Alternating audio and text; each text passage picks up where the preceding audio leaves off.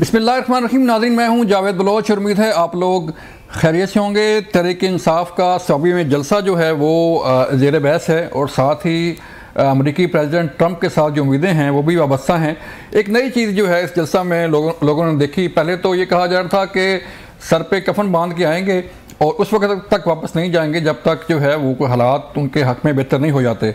लेकिन सऊदी जलसा में जो है वो ऐसा कोई सीन देखने को नहीं मिला और ये कहा गया कि तहरीक इंसाफ के बानी चेयरमैन जब भी कॉल देंगे हम उस कॉल पे लब्बैक कहेंगे और जैसे वो कहेंगे वैसा ही करेंगे।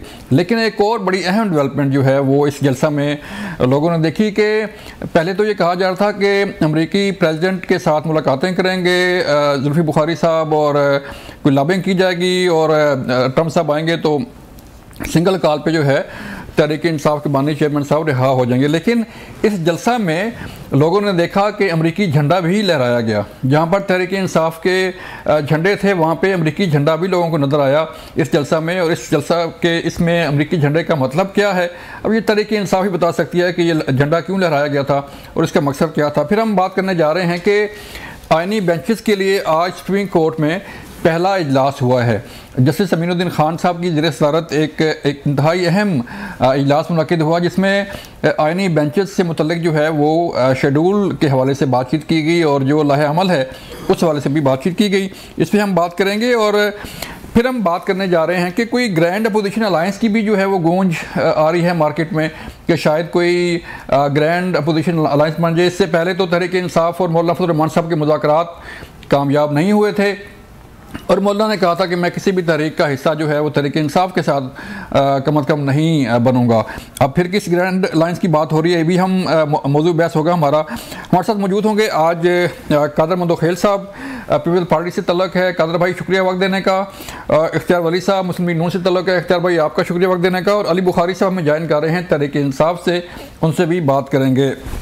सबसे पहले इख्तियार वली साहब आप ज़रा बताइएगा, आप खुद कैफे के अंदर मौजूद हैं और सवाबी जलसा भी आपके सूबे में हुआ, तो बताइए। एक तो पहले तो ये कहा जा रहा था कि कफन बांध के निकलेंगे और ये जो भी जो हमारा पीछा ना किया जाए घर बता के आएंगे, फिर कहा कि कॉल देंगे तहरीक इंसाफ के बानी चेयरमैन साहब तो फिर देखेंगे, और फिर एक नई डेवलपमेंट के इस जलसा में अमरीकी झंडा, इसका सर क्या मतलब हुआ?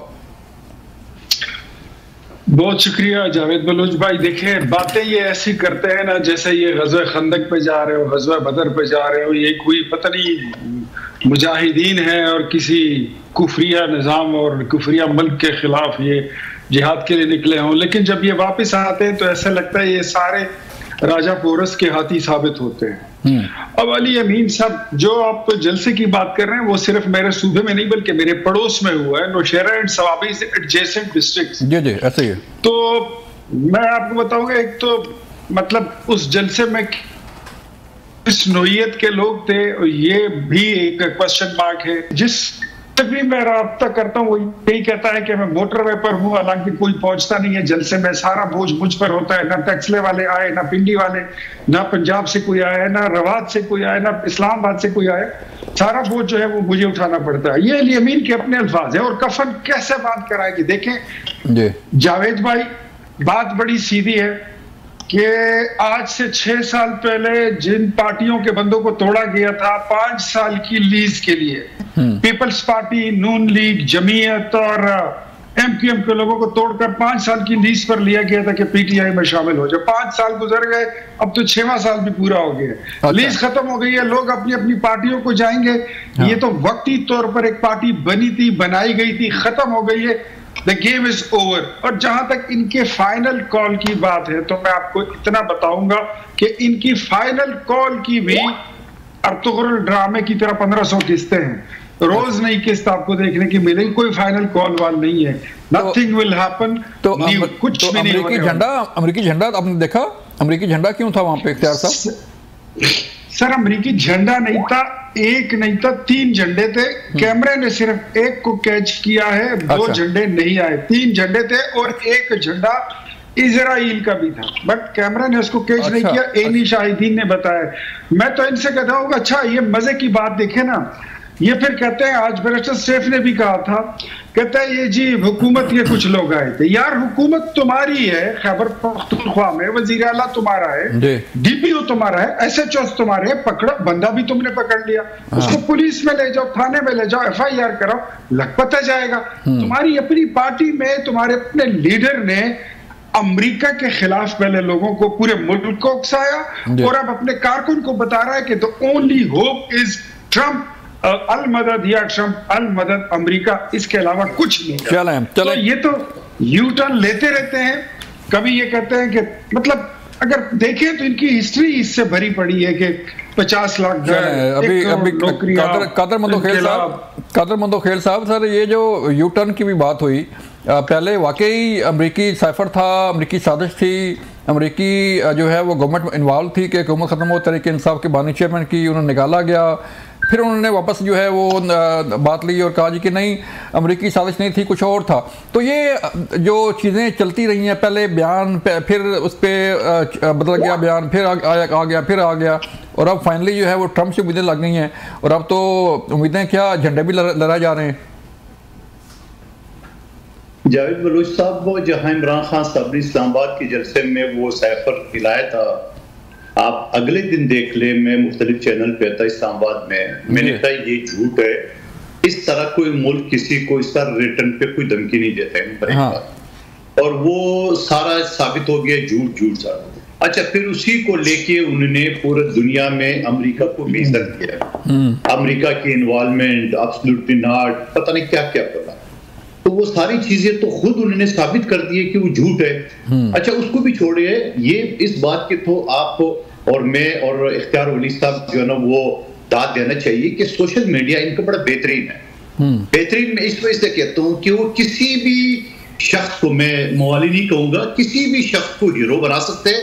और जिसका हाल ही भी मिसाल ये, सिंध का एक मशहूर डाकू शाहिद लुंड, उसको जाके ऐसे हीरो बनाया सोशल मीडिया में कि लोग उनकी कसीदे पढ़ रहे हैं। यानी जरा से इनको शर्म नहीं आ रही कि हम तो समझ रहे थे कि टीटीपी विंग है जो गंडापुर ग्रुप के नाम से या डी खान ग्रुप के नाम से, पेट्रोल बम है जो इमरान खान साहब ने खुद मांगे, दहशतगर्द है, फलाना है, ढिंगा है। अब तो पता चला डाकू भी है और ओन कर रहे सारे। आप सोशल मीडिया पे देख ले, ये सारे जो है ना वो गीत गा रहे हैं, और वो जो है ना वो झंडा लेके शायद लुंड जो बदनाम जमाना डाकू था, और वो सारी चीज, तो क्या है ये, कौन सी पार्टी है, कहां से आई है, क्या कर रही है, ये समझ रहे कि पाकिस्तानी आवाम इतनी बेवकूफ है। आप कल तक अमेरिका के जो है ना वो गीत गा रहे थे, गालियां दे रहे थे, आज उसके गीत गा रहे हैं। अभी तो डाकू को भी आपने गोद ले लिया है। तो न जाने इजराइल पता नहीं क्या क्या, ये तालिबान को गोद पहले ले चुका है, इजराइल और अमेरिका को अब ले रहे, अब तो डाकू को भी ले लिया, उसके बाद क्या रह जाता? उसके अलावा तो मुझे नहीं लग रहा है कोई गैंग, कोई दहशतगर्द, कोई तबका रह गया बदनाम जमाना जो उन्होंने गोद ले लिया। तो ये इस तरीके से पार्टी को प्रमोट करेंगे, इस तरीके से ये पाकिस्तान को जो है ना वो आजाद या पाकिस्तान को खुशहाल देखना चाहते हैं। अच्छा, आप सवाबी जलसे से आपने स्टार्ट किए, ऐसे एक सवाबी जो जलसे का इनके सोशल मीडिया ने ऐसी हाइप क्रिएट की थी कि लग रहा है बस अब सवाबी जलसे में लोग अपना तबलीगी जमात की तरफ बिस्तरे लाएंगे और वापसी पे जो है ना वो जाएंगे नहीं, और घर वाले करें, वहां पता चले नहीं जी अब इमरान खान करेंगे। तो भाई, तो आपने वो जलसे पर किस लिए मुनाकिद की थी? आप जो ऐलानात कर रहे थे कि उस जलसे में हम सब कुछ बताएंगे, वहां तो कुछ नहीं है। बोले इमरान खान बताएंगे, इमरान खान कब बताएंगे? वो तो जेल में, फिर जाके अली गंडापुर कोई और मदारी का जो है ना वो शक्ल अख्तियार के, यही अली गंडापुर है। आप ये भी याद रखना कि सवाबी जलसे से पहले मेरे टॉक शो देख ले, मैंने कई शख्स ने 2 मरतबा पहले पीटीआई को बेचा है, अब तीसरी मरतबा बेचेगा।